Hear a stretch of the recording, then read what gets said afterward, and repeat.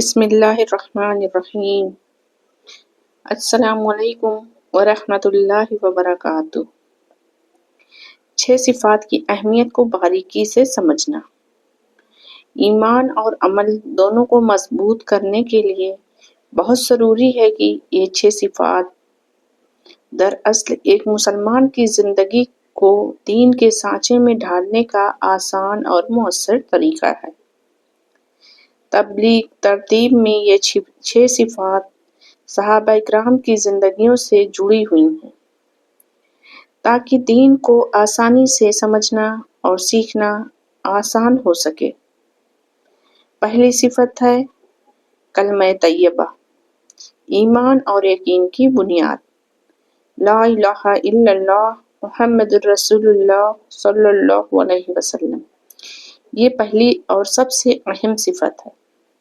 اس کا مطلب صرف زبان سے کلمہ پڑھنا نہیں، بلکہ دل میں یہ یقین پیدا کرنا کہ نفع اور نقصان صرف اللہ کے ہاتھ میں ہے، عزت اور ذلت اللہ دیتا ہے، کامیابی صرف اللہ کے حکم اور رسول اللہ صلی اللہ علیہ وسلم کی سنت میں ہے۔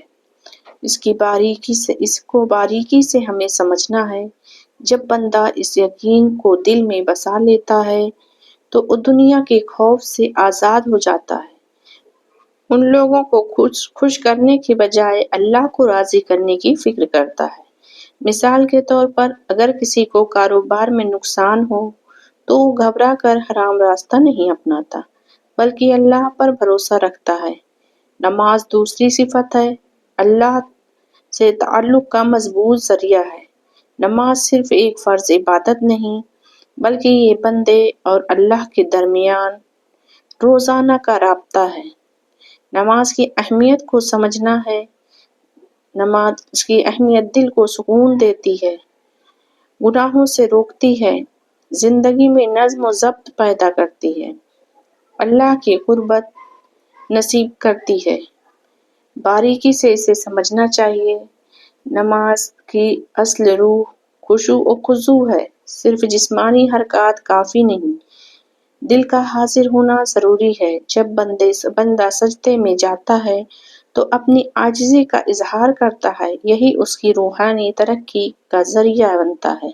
علم و ذکر تیسری صفت ہے، ہدایت اور دل کی زندگی۔ علم کے بغیر عمل مکمل نہیں ہوتا اور ذکر کے بغیر دل زندہ نہیں رہتا۔ علم ہے ہمیں یہ سکھاتا ہے کہ کیا حلال ہے، کیا حرام، اللہ ہم سے کیا چاہتا ہے۔ ذکر دل کو اللہ کی یاد سے منور کرتا ہے۔ بہت سے لوگ عبادت کرتے ہیں مگر علم نہ ہونے کی وجہ سے غلطیاں کر بیٹھتے ہیں۔ اس لیے علم اور ذکر دونوں کا ساتھ ضروری ہے۔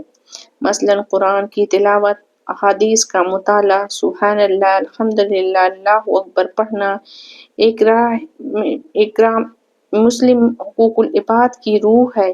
یہ صفت انسان کو اچھا مسلمان بناتی ہے، اچھی چیزوں کو سکھاتی ہے، اچھائی کی طرف لے جاتی ہے۔ اس کا مطلب ایک ہے مسلمان کی عزت کرنا، چھوٹوں پر شفقت، بڑوں کا احترام، غریب، بیمار اور ضرورت مند کی مدد کرنا۔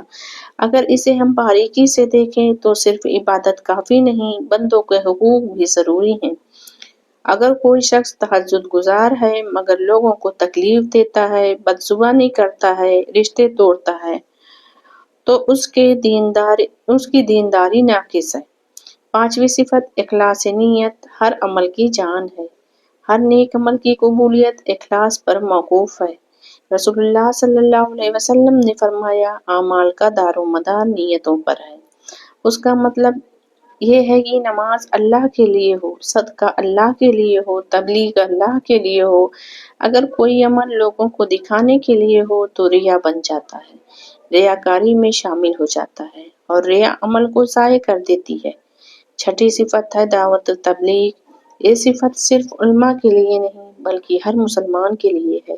اس کا مطلب یہ ہے کہ نرمی سے دین کی بات پہنچانا، اچھے اخلاق سے لوگوں کو دین کی طرف بلانا، اپنے عمل سے مثال بننا۔ دعوت صرف زبان سے نہیں، کردار سے بھی ہوتی ہے۔ ایک سچا امانت دار، خوش اخلاق مسلمان خود کا ایک بہترین داعی ہوتا ہے۔ یہ 6 صفات دراصل ایک مکمل اسلامی زندگی کا نقشہ ہے۔ کلمہ ایمان، نماز، عبادت، علم و ذکر، ہدایت، اکرام مسلم، اخلاص نیت، دعوت دین کی محنت۔ اللہ سبحانہ وتعالیٰ ہم سب کو کہنے اور سننے سے زیادہ عمل کرنے کی توفیق عطا فرمائے۔ آمین یا رب العالمین۔ وآخر دعوانا ان الحمد للہ رب العالمین۔